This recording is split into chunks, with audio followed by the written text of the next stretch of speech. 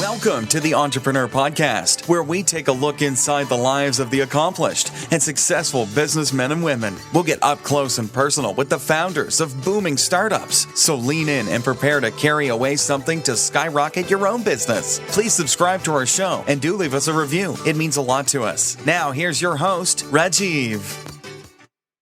Hey listeners, welcome to the Entrepreneur Talk Show.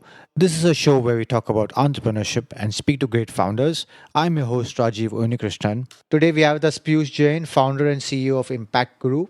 Impact Guru is a fintech company that helps raise money online for individuals, nonprofits, social enterprises and startups for all their fundraising needs, be it small or large.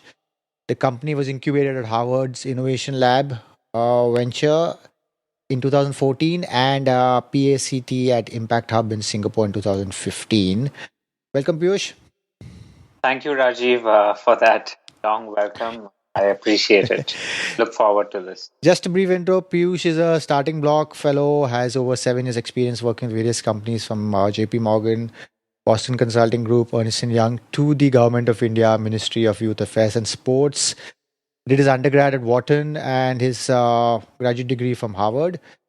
Accomplishments are many, but I'll just list a few. A CNBC India Young Turk 2016 and a starting block fellow in 2015. Again, welcome Piyush, and do fill any gaps in the intro and what's going on in your world right now. Yeah, thanks a lot, Rajiv.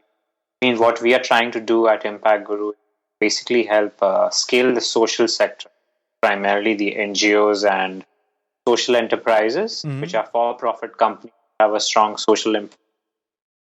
What we are trying to do is to help them scale by bringing more efficiency in the fundraising process. Okay. You'll be surprised to know that on average, some of the NGOs in India pay somewhere between 40 to 60% annual commission on raising money offline through really outdated, expensive, and ineffective methods such as door-to-door collection, organizing events, as well as through hiring call centers.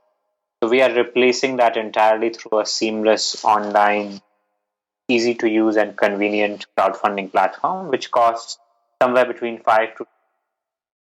So what we are doing is through this, helping the NGOs save money so that they can create much more impact the community with the funds they have. Excellent. And so what inspired the idea? I mean, the standard question you will be getting, but our listeners want to know. So what inspired the idea for Impact Guru?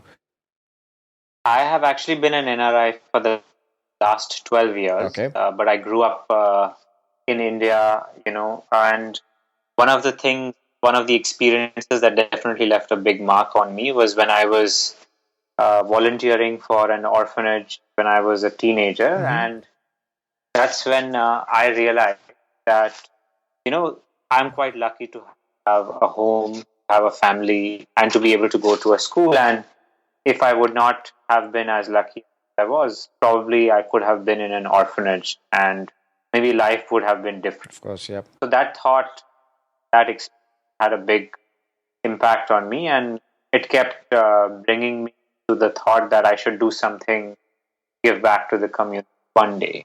Excellent. And over the course of my career, I was doing financial services and investment banking, and then I was very interested in tech startups and the social sector. That's why I went to school at the Kennedy School of Government at Harvard. And so, that's where I started to think about how to combine finance, technology, and social sector together. Correct. And so actually I worked on this idea during my graduate school and did my thesis on it. And that was sort of the inspiration behind starting this one. Excellent. The vision for the company?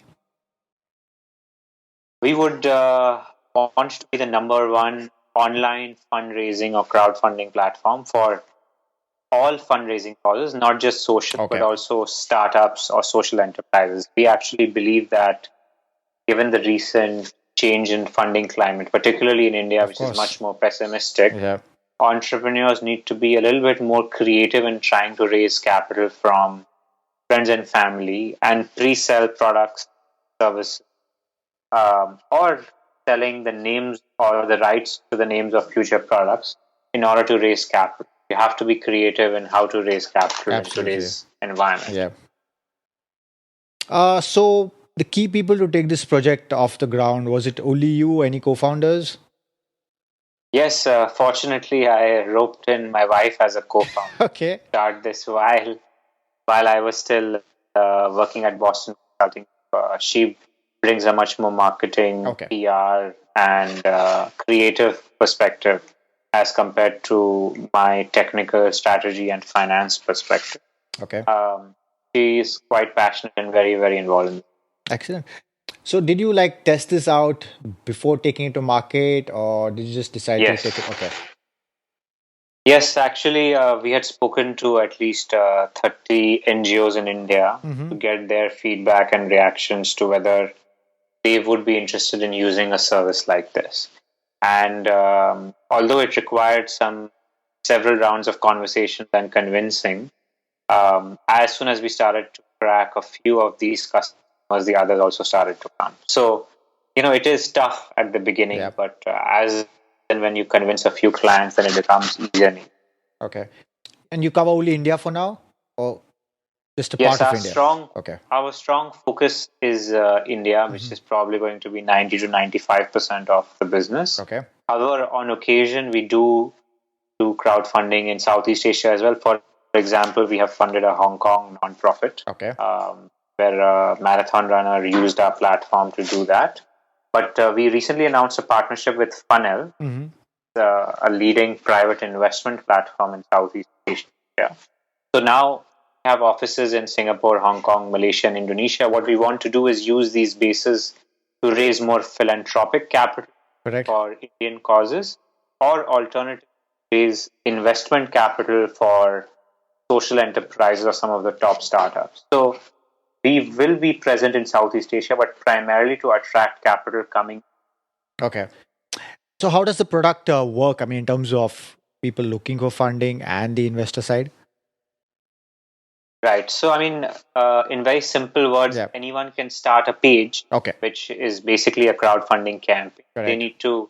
They can add pictures, videos, just like Facebook or LinkedIn, and they can write what they are raising money for. And then they can invite their friends and family to actually make a donation on that particular page.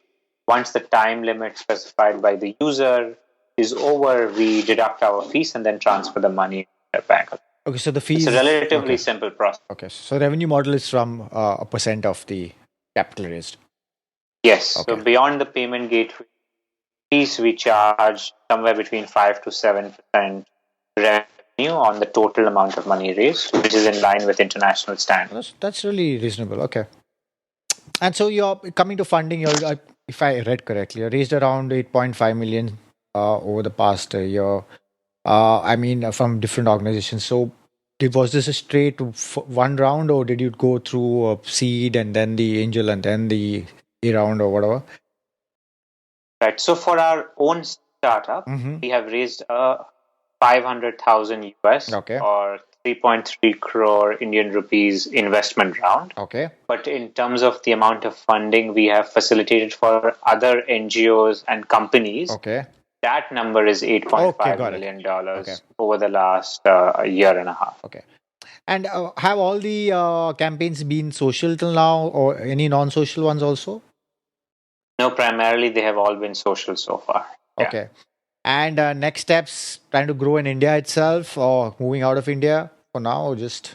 No, I think we are very, very focused on Okay. India because we believe that there's a very large opportunity to help not just NGOs and social enterprise, but also people. You'll be surprised to know that 11 million people are suffering from cancer in India every year, and 99% of them cannot even afford their treatment.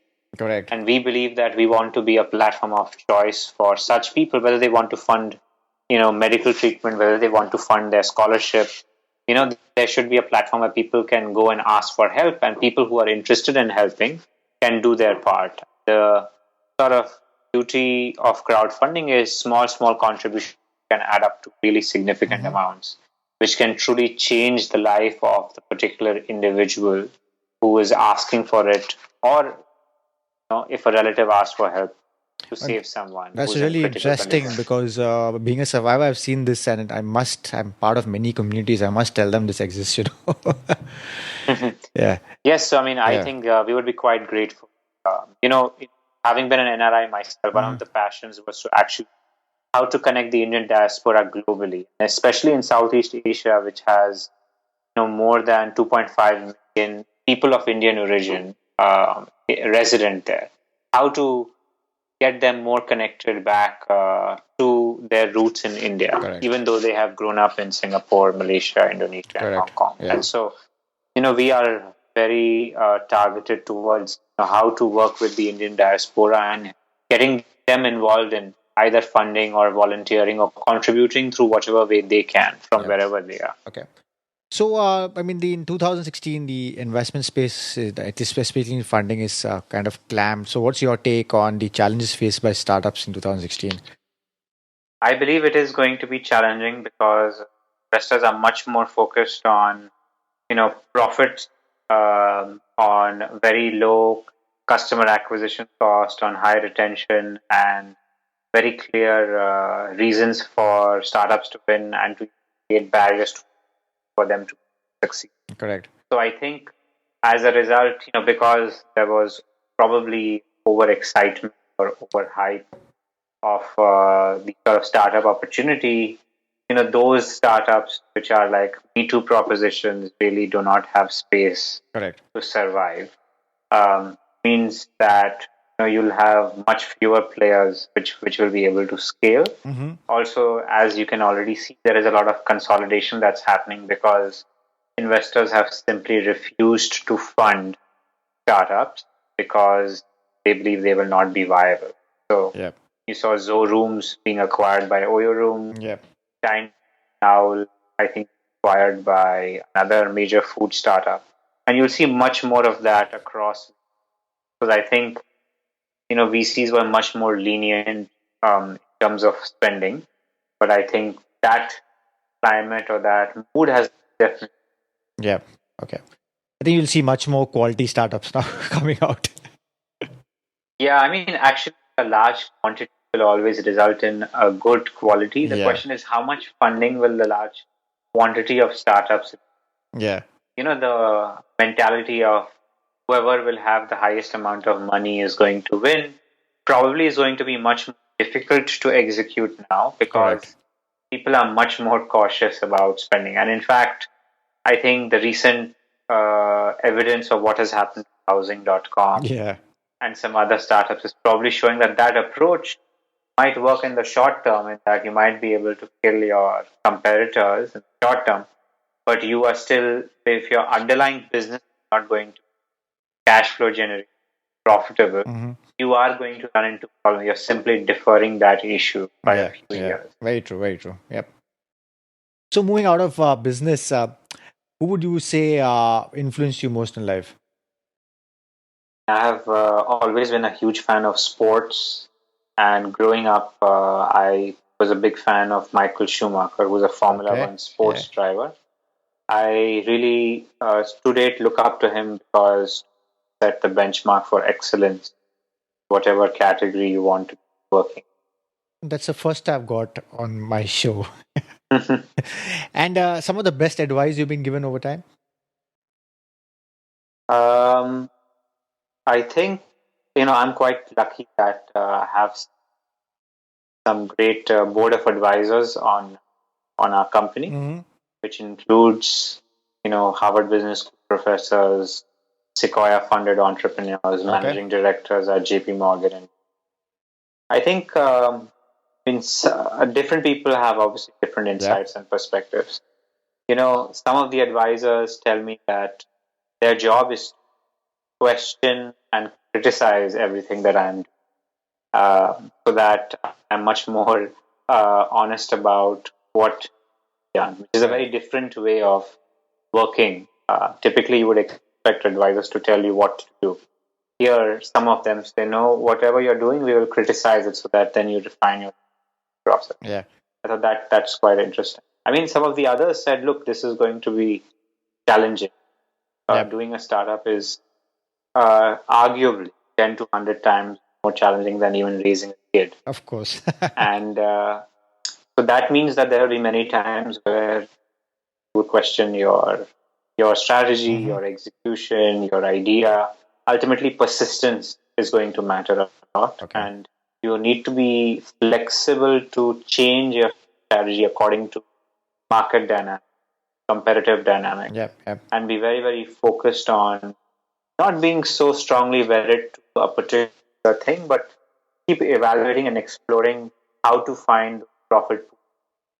Correct. So being flexible, then hiring very soon can join you on this mission and then take ownership and shape the journey, right? So we're trying to basically have a very young, dynamic team, Okay. which is going to be leading this initiative Okay. along with the senior management. Okay. During your time at JP Morgan, BCG, when did you realize that corporate life wasn't it for you and you were meant for entrepreneurship? I mean, I would say that when I look back at my time in banking and consulting, I Mm-hmm. definitely, there are positives and Of negatives to course. every experience. Yep. So I think from building skill sets, building relationships and networks, they're absolutely fantastic. But I think, of course, they also limit you a little bit in terms of how much freedom you have of what you want to do.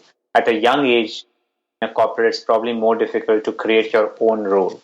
And I think the reality is, and I didn't realize this Mm-hmm. when I was working there, that from a learning standpoint, I think even more than a business school, MBA, or a master's degree, there's nothing that comes close to starting your own company. And so I think the I started thinking about this much more towards the end years of my life at JP Morgan, that I wanted Okay. to do something else. I wanted to challenge myself more, take some risk, and be willing to at least learn a lot more things that I was, be able to utilize a lot more skill sets that I had developed. Okay. So it was towards the tail end years, but Mm-hmm. I think it's important to know why you are starting, a company.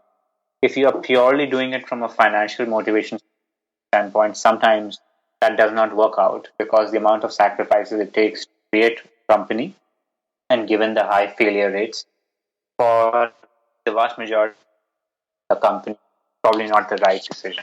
So Correct. I think it's very important to be very clear on what is the underlying motivation behind why you're leaving that corporate job to start a company. So I think passion definitely Okay. the primary reason. Okay. And this is your first startup. Yes. So I mean, so normally I said two-part question, but any product failures before this, or also during this journey, any low point where you just want to completely give up? Right. So on the product failure, I would say two things. I mean, before this, during my time in grad school, I started working on another startup idea, Okay. which was basically a complex pay for success contract NGO space. Okay. And I tried that that did not work. So that's where I started again experiment and figured out, okay, what model could work Okay. instead. Mm-hmm. So that first of scaling social impact bonds in it was definitely a failure. With regards to product, I wouldn't say we have product failures, but I would say the first two versions of the website were really not up to the mark Okay. in terms of where the overall industry was heading and where the kind of feedback Correct. from our customer. So I think the lesson we learned is, it's a continuously improvement. It's a continuous journey of improvement, and Correct. even today, and we need to be very, very focused on adding those features that are most relevant to the customer, rather than that appealing from a business standpoint. Very true. Very true. Yep. What would you say is Piyush's greatest weakness? Um, I think my greatest weakness is probably um, being very, very detail oriented. Okay. Sometimes sight of the big picture when you are really Correct. trying to dot the I's and cross the. That is definitely one. I mean, you Correct. need to balance as a CEO of the company, balance detailed execution to strategic thinking. And sometimes doing this balance, Correct. that's definitely a weakness, Okay. something I am Okay. continuing to focus on improving. So I guess you're obviously involved with the hiring process. So someone wants to join Impact Guru. What's the first thing you're looking for? I think I'm looking for smart workers more than hardworking. Okay. Because what I have learned in consulting is people can be more productive doing 6 hours of work, if someone is doing smart work rather than hard work. Okay. So we're looking for smart people who think about taking shortcuts and getting the job done in the least amount of time. Okay. The second thing we are looking for is ambition and hunger to learn. Hmm. Because even though we give people a particular role, we tell them that the role is going to change as and when we continue to refine the positioning of our company and we more opportunity. And so we are looking for people who are flexible, and that's why those who are hungry to learn the most tend to be those who very well, not just in our startup but other startups. Okay. And I mean, any new launch or feature coming out at present which is getting you all really excited? Um, I think during our funding announcement a couple of weeks back, said that we are going to go beyond NGO crowdfunding, non-profit crowdfunding, Correct. doing Correct. social enterprise crowdfunding for rewards. So I think we are now in advanced conversation with many social enterprises to do some really interesting campaigns which can change the way how social enterprises or startups think about assets they have and how they can monetize those to raise capital in a Mm. non-dilutive. Excellent. So I think we are looking forward to pilot some of those over the next month or two. Okay. And where do you see yourself and your business, let's say, in the next 2 to 3 years? Right. So we would like to be the number one platform in India in terms of number of NGOs funded, number of social enterprises funded, the number of individual patients funded, the number of individual scholarships funded, and essentially be the number one crowdfunding platform by total volume. I think within 2 to 3 years, our Mm. ambition would be to move towards profitability and having a very clear path, cash flow positive, Okay. and to continue to innovate in the space to figure out new ways to help the social sector. All right. All the best with that. And so now we Thank move on to a part of the show which is a quick fire round, simple, brief answers. you. Mm-hmm. Okay. When people ask you, what do you do? How do you answer that? Help save money for NGOs. Okay. When you think of the word successful, who is the first person that comes to mind? Mark Zuckerberg. Okay.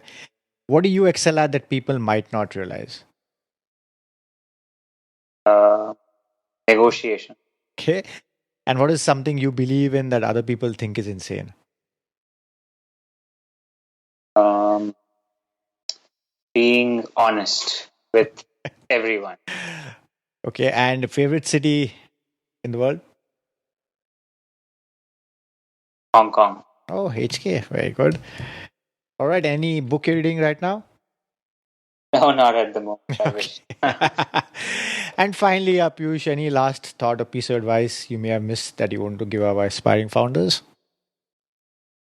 I think having gone through the journey almost for 1 year full Mhm. time and having thought about it for almost 2 years, I think it's very, very important to know that this is not going to be easy.